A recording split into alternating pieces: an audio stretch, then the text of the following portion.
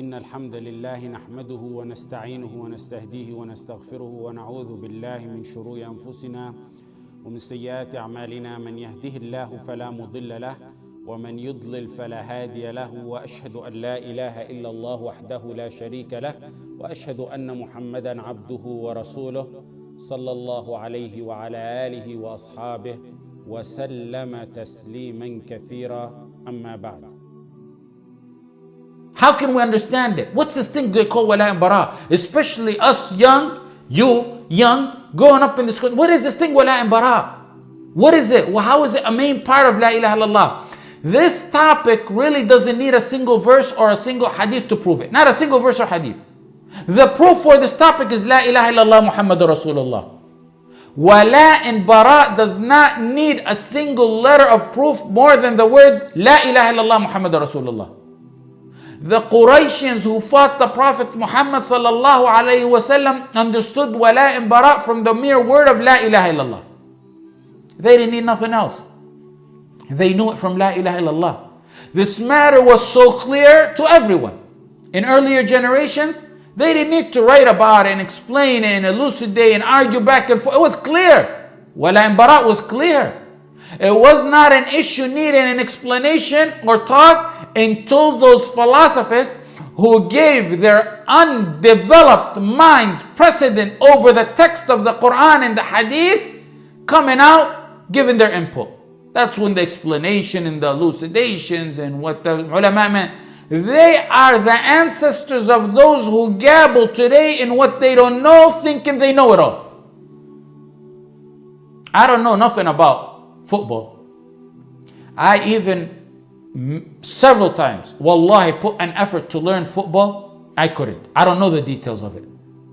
That's even though I grew up here. Subhanallah, Allah blocked my mind from it for some reason.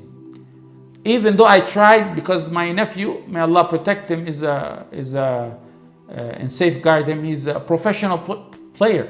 And I never could learn this game. I do not know what they're doing when they're playing. There is one thing I do know for sure about that sport. When you join a football team and you cheer for the opposite team, what happens? In Mexico, people get hurt for matters like that in soccer. Why? It's embedded, it's natural, it's fitrah. You don't need to be told this.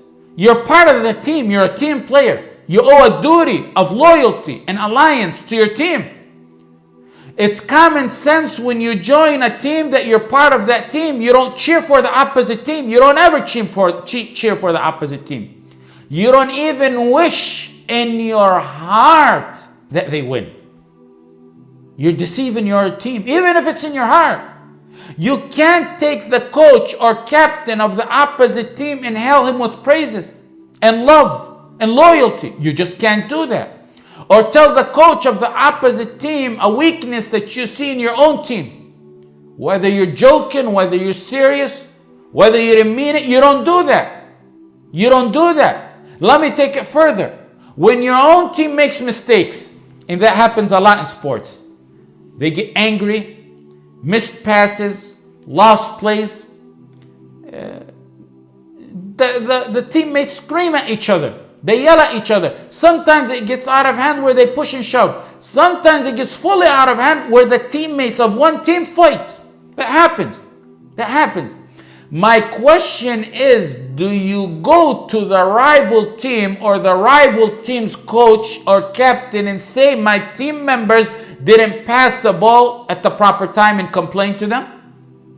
Do you go to the opposite team's coach or the captain or the players and tell them, come here, help me fight my own teammates, and massacre them and commit genocide with them?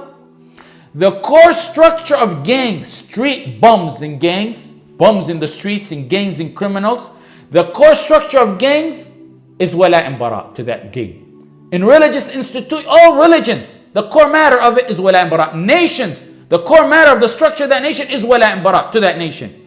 If you look at nations and countries, the worst crime in a nation, in a country, is treason against that country and against the government. It's dangerous. It's dangerous to the security of that nation to have people commit treason. Treason is walaء and براء to that country. Now, pay attention. If walaء and bara is essential to a mere soccer league, a little soccer league, or a football team, if it's fundamental to the progress, continuation, and success of any nation, why is it so difficult for Muslims today to have wala and bara to la ilaha illallah Muhammad Rasulullah? That's wala and bara. It's fitrah.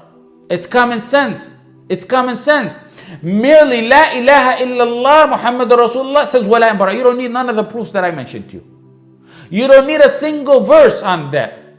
But Allah revealed them all in the hadith to emphasize the importance of this matter. Today the deluded munafiqeen want you to join the team of La ilaha illallah, but they want you to cheer, to support, to clap, to aid, to abet everyone and everything but the team of La ilaha illallah Muhammad Rasulullah that you joined. جزاكم الله خيرا وصلى الله على سيدنا محمد وعلى آله وصحبه وسلم.